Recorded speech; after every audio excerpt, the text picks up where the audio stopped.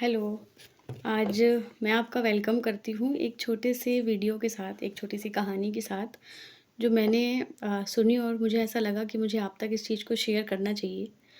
कहानी शुरू होती है एक बहुत अमीर आदमी के साथ। अमीर आदमी एक दिन अपनी कार से कहीं जा रहा था रास्ते में उसको एक भिखारी मिला और उसने गेट खटखटाया कार का और कहने लगा, कुछ खाने को दे दो, कुछ खाने को दे दो, कुछ खाने को दे दो। क्योंकि सेठ काफ़ी समझदार था, तो उसने पूछा कि तुम इतने नौजवान हो, हट्टे-कट्टे हो, तुम कुछ काम क्यों नहीं करते? तो उसने कहा कि काम तो मैं करना चाहता हूँ मालिक, लेकिन काम कुछ मिलता ही नहीं है। काम ही नहीं है, कोई काम ही नहीं देता, तो मुझे ऐसे ही अपना पेट पालना पड़ता है, ऐसे ही भीख माँगना पड़ता है मुझे। तो सेठ ने सोचा कि मैं इतना बड़ा आदमी हूँ, मेरी इतनी सारी फैक्ट्री है, मैं इसके लिए कुछ तो कर ही सकता हूँ।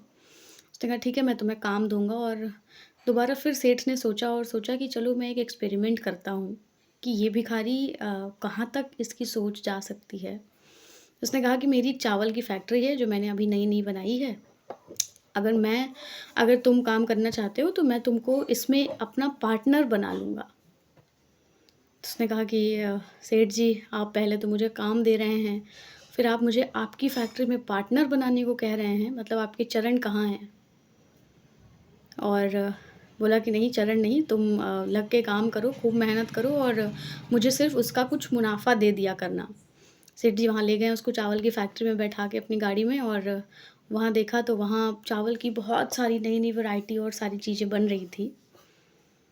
जब भिखारी ने देखा और भिखारी ने पूछा, मुझे क्या इसमें पार्टनरशिप मिलेगी? तो बहुत बड़ा काम है आपका। कहें हाँ, इसमें आपको पार्टनरशिप मिलेगी और आप जो है मुझे इसमें कुछ मुनाफ़ा दे देना। भिखारी ने कहा कि सारा काम मैं करूँगा और सारी चीज़ें मैं करूँगा, आपको मुनाफ़ा मैं कैसे? तो कहें चलो ठीक है, जब तुम ₹100 कमाना तो तुम मुझे केवल ₹10 दे देना।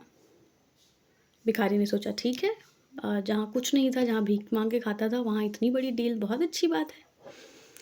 वहाँ से शुरू हो गया और भिखारी ने लग के जी तोड़ मेहनत करी और साल, डेढ़ साल जब बीता तो उसका बहुत मुनाफ़ा हुआ। अब यहाँ से भिखारी का दिमाग किस चीज़ में लगने लगा कि सारी मेहनत मेरी, सब कुछ मैं कर रहा हूँ और मैं मुनाफ़ा कैसे दे सकता हूँ? मतलब इतना बड़ा मुनाफ़ा मैं कैसे दे दूँ मालिक को, सेठ को? जब सेठ जी सामने आए और पूछे कितना मुनाफ़ा हुआ, कैसे हुआ? तो भिखारी ने लिस्ट दिखा दी कि देखिए लॉस हो गया, सब गड़बड़ हो गई। उस जगह आप होते तो क्या करते? जब जिस सेठ ने तो कुछ नहीं बोला, सेठ ने तो सारी चीज़ें समझ ली और कुछ बोला नहीं भिखारी को, और हम भी यही करते हैं। तो कहीं न कहीं 2 टर्म्स हैं। पहला तो हमारे जो मेंटोर्स हैं, हमको हमारे जो अपलाइन हैं, जो हमको सिखाते हैं सारी चीज़ें, कहीं न कहीं एक लेवल पे आने के बाद हमको ऐसे लगने लगता है कि ये कौन है? सब कुछ तो हम कर रहे हैं। और दूसरा जो ये पिता परमेश्वर हैं, हम इन्होंने हमको सब कुछ दिया है, हवा, पानी, खाना, सारी चीज़ें हमको फ्री में दी हैं।